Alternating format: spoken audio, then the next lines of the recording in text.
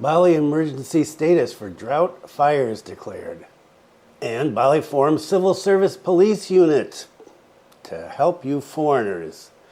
Stay tuned for details.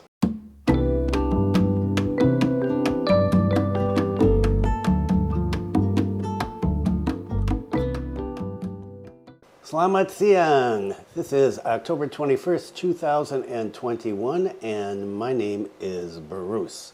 And what is the weather like today? Well, it's a little hazy in Kampung Bugis. It is 31.9 degrees Celsius, 67% humidity, wind speed 9.4 kilometers per hour, and dry. Still no rain. And let's get into that. Bali emergency status, 14 days. Fire danger in 3 districts, 94 days without rain. In the Disaster Management Coordination meeting with BNPB, the chief executive of BPBD, Bali, Imade Renton, said there were 2 requests for this situation. First request was to get complete equipment in order to handle drought emergencies throughout Bali. The second request was for weather modification technology, called TMC, to be implemented, considering that based on BMKG, Region Denpasar data, weather data, there are 3 sub-districts in Bali province that have more than 94 days without rain, a lot more than 94 days. The first is Kubu District in Karangasem, the second is Kubu Tambahan, right down there in Buleng, and the third is in Gorogak, in Buleng that way. So Buleng, hit by drought. Therefore, Pak Renton said, it is urgent and pressing for Bali to implement TMC. Responding to the Bali provincial government's request, the head of the National Disaster Management Agency, BNPB, asked the regions to immediately submit required equipment. He said he promised to deploy the fleet and seeding equipment, but he's still waiting for a plane, which is currently being focused on dealing with disasters in other areas of Indonesia. He said, for your information, BNPB has been implementing TMC continuously for the last 3 months. The problem is the infrastructure, so as of today we only have 5 planes.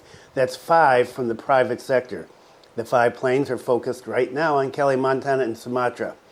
And we've got Riau and South Sumatra. After that subsides, he said we'll get to Bali. 1 plane can be used for Bali because Bali has many international events. If the conditions are not good, shame on us as a country. That's for sure. But we're going to be looking into weather predictions, he said. BMKG Region 3 Data and Information Coordinator said that in order to carry out TMC, his party must first confirm the position and existence of clouds. As soon as it's approved to apply this technology, they will monitor the position and direction of cloud movement towards Bali, either via Banyuwangi or Lombok. So we're going to be doing some cloud seeding, it looks like. The rainy season in Bali is estimated to start in mid-November. That's another 3 weeks away at least. The last areas to enter the rainy season are going to be Western Buleleng, over there, Nusa Penida, which are expected to enter the rainy season at the end of December. Wow. Anybody in Nusa Penida lately?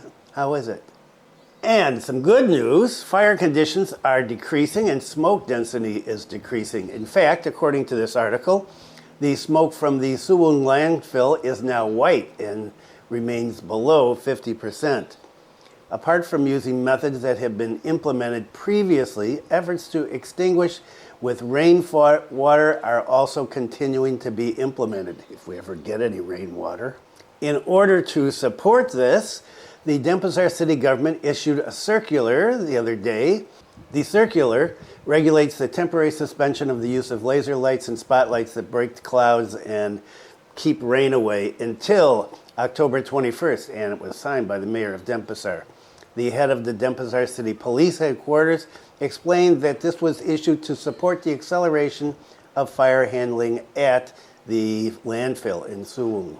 He said, this is because the rain will hopefully extinguish the fires more quickly, if we get the rain.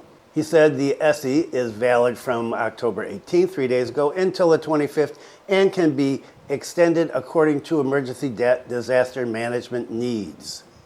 He said business actors and the public stop temporarily using laser lights and spotlights which function to break up the clouds and eliminate rain for religious, traditional ceremonies, weddings, events, and other activities. And what about some magic to keep the rain away? Or how about some magic to bring the rain? Mayor Jayanagara clarified his statement that he made the other day that whoever could make it rain at Suwung would be awarded a holiday ticket to Singapore. Some people apparently took that seriously.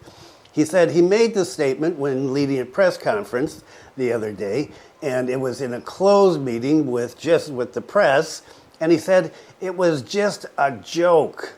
So, those of you that thought you were going to get a free trip to Singapore if you could make it rain, ain't gonna happen. There's gonna be no competition for that. I love this country and this island. According to the government, the waste management sites that have been created in Bali are not running well. Apart from integrated waste processing site, TPST, Bali has also built a reduce, reuse, and recycle waste processing site, which is called TPS3R. Ideally, sorting waste from source can reduce the volume of waste. He said, why? Because what we produce is RDF, refuge-derived fuel, and the RDF is still not available in Bali because this is an island and the companies that do this are in Java, and it's expensive to bring this over into Bali. He said he's hoping that there will be people who will support this, I guess with some money, so that they can get this over here. So he's asking the public to sort your waste at home. He said 70% of waste in Bali is organic waste. And he said his party is initiating rejuvenating the land. How? Well, by compost. He said with compost we have a lot of land that we need to rejuvenate. This requires financing and cooperation for reforestation, especially if you're tearing down all the forests to build villas and hotels. When asked about the target for closing the Suwung landfill, he said that the compressing machines in Denpasar and Mengwi have to be repaired first. He thinks it shouldn't take 3 months because there's already some support to do that. According to him, Suwung TPA is actually very ready to be closed because a lot of instruments have been made from under TPS3R. And apart from that, TPST will also be built in Gianyar. For example, he said, we saw in Banyu Mas that they've succeeded in managing 520 tons of waste without a landfill. So, what about here? He said, we were in Chulukan Bawang, but suddenly we had to go to Java by boat, and so that's expensive. So there's new problems for us, mainly with logistics. Meanwhile, the Temesi TPA in Gianyar, which caught fire, returned to normal on Thursday. No more smoke post-fire. In anticipation of a recurrence of fire, the Gianyar Environmental Service also sprays regularly. The head over there said that before it caught fire, it had been sprayed 2 days before. The aim of spraying is to cool the rubbish and the methane gas buried under piles of rubbish. Currently, spraying is now being done every day. Let's get a little deeper into the state of emergency. So the acting governor declared the state of emergency for the next 2 weeks because of the continuing drought and an uptick in land and forest fires. The directive was issued on Thursday in the governor's circular, and it impacts all regencies and cities across the province, including Denpasar, Badung, Bangli, Bulan, Gianyar, Jembrana, Karangasem, Klungkung, and Tabanan. The policy will be enforced until November 1st and can be exceeded or shortened as needed. The emergency status was declared to help ease access for deployment of human resources, equipment, and other logistics for disaster mitigation, according to Pak Renton, who I talked about in the previous segment.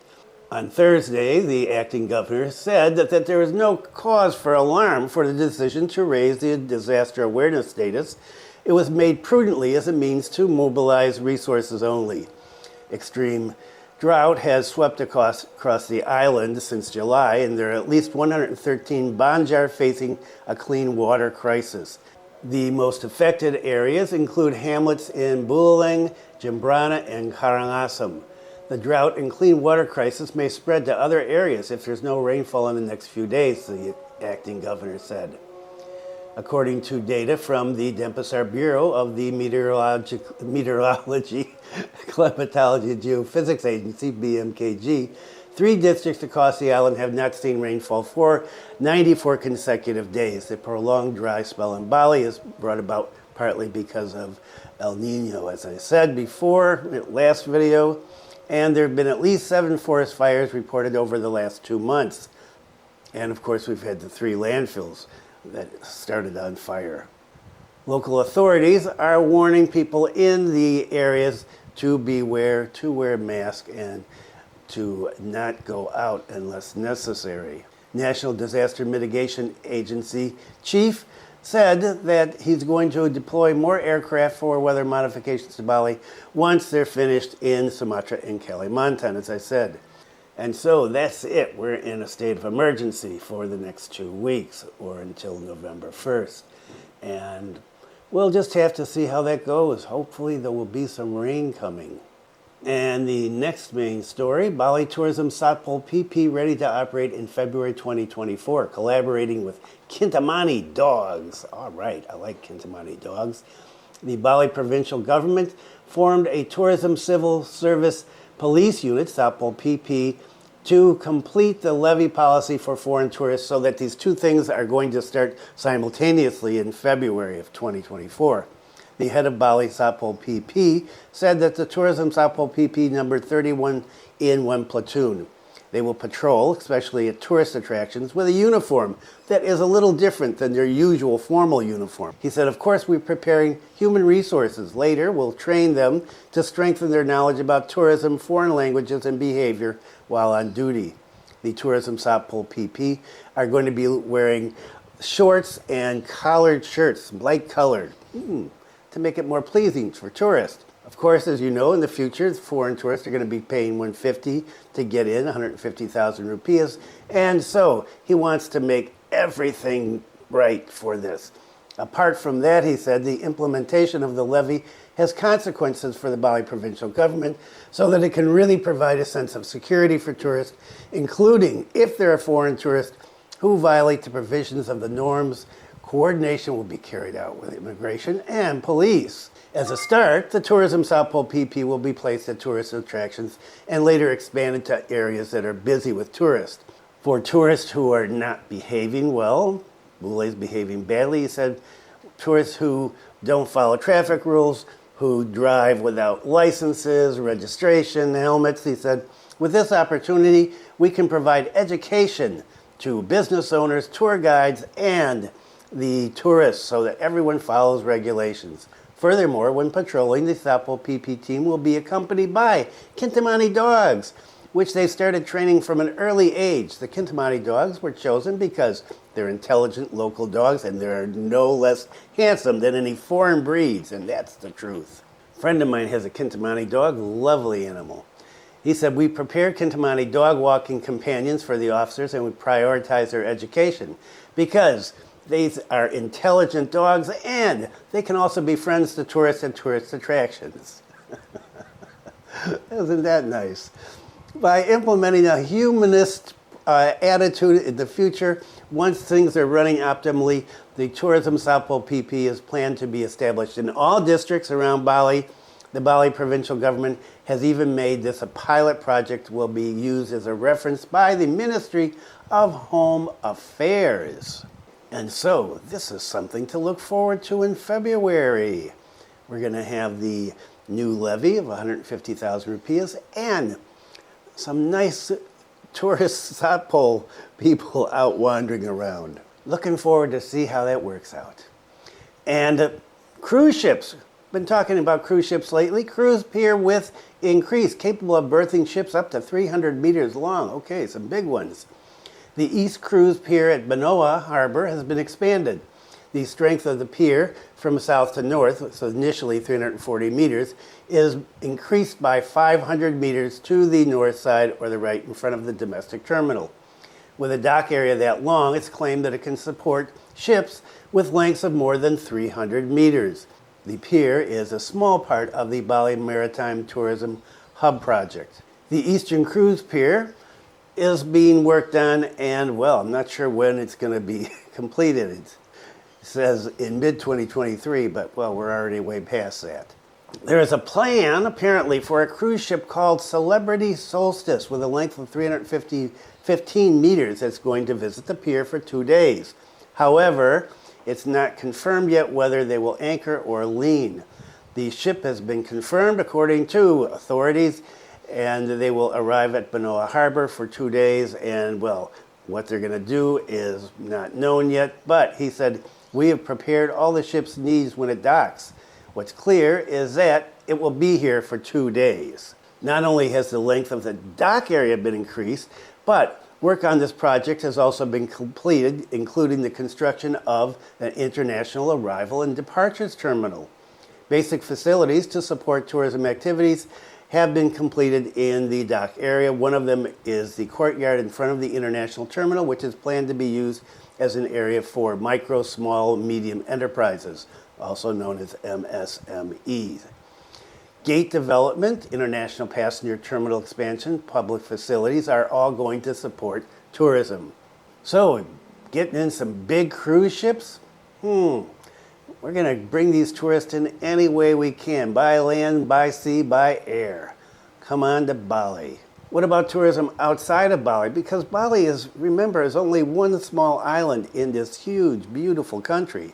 Tourism Ministry to submit Bogor as creative city to UNESCO.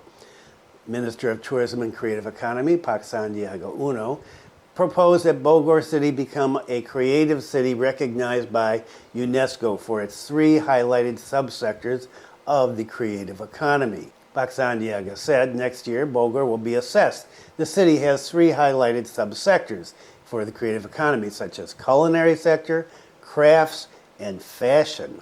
I haven't been to Bogor in, a long time. The minister stated that Indonesia already has 4 creative cities recognized by UNESCO. Ambon is the city of music, Bandung is the city of design, Jakarta, city of literature, and Pekalongan, the city of batik. So, if we want to add on to these creative cities, Bogor is known globally for its culinary, crafts, and fashion, he said. Oh, really? Okay, I didn't know that. Sandiago Uno also asked creative economy sectors in Bogor City to keep innovating and creating, as well as providing a wide range of employment opportunities to boost the people's economy.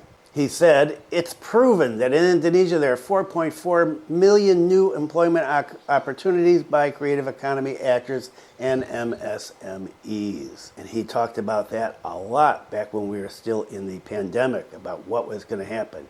Now he says we've got that. So, good luck, Bogor. And here is an interesting one. Wow. Never know what's going on here. Telegram account goes viral selling foreign prostitutes in Bali. Police intervene. The viral Telegram account of BH Hannah is suspected of offering prostitution services specifically by foreign national women in Bali. The female commercial sex workers were sold via the Beverly Babes Telegram group. The Bali Regional Police, Polda, is currently investigating the whereabouts of the Telegram group, which is suspected of offering online prostitution services by foreign women. For your information, I love this story. The Beverly Babes account in the Telegram application is easy to access and become a member because it's not a private account. It's open to the public and openly provides foreigners with beautiful looks and fantastic bodies.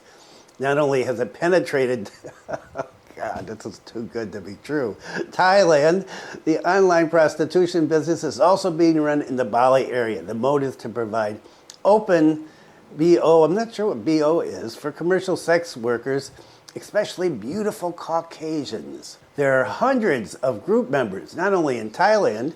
In the Bali region alone, there are 17 beautiful Caucasian women who are offered at varying rates and services. Remember, you too can access this. I thought they'd block this. The rates are listed in the beautiful foreigners' photos, starting from $350 per hour for the in-call category, aka the place provided. $400 for out-call, aka calls to the place the customer wants, and some even charge up to $2,000 for an overnight, which is a long duration or overnight stay. Long time honey. Some of the names: Angelina, Karina, Shasha. Shasha is called the supermodel from Russia. It even shows height, chest size, and type of service. Dating areas are included in the bio, and these include Seminyak, Uluwatu, Nusa Dua, and of course, Canggu. To choose, the masher men directly choose the account in the gallery, then they communicate with the alleged account owner. I guess he's the pimp. Yes, it's been monitored according to the head of subdirectorate for cybercrime. Can I get through the rest of this? I don't know. This is just too good to be true. Okay, so now you can get your own foreign hooker online real easy. Not gonna be cheap though. Okay, and the police are on the case trying to find out where this is and if it's even actually happening in Bali. And in another article, they said that in order to get more information, they had to sign up and become a member so that they can get more information. And so maybe they're trying to do a sting operation. I'll keep track on this one because, wow, I can always use a good laugh. Okay, and that is it for today. I hope wherever you are not in a smoky area. And if you are up in the villages, I hope that you're in villages where there is water, and let's hope for some rain. Rain, rain, rain. Thanks for viewing. Be kind to someone today. Stay safe, and I will see you next time. Have a great weekend wherever you are.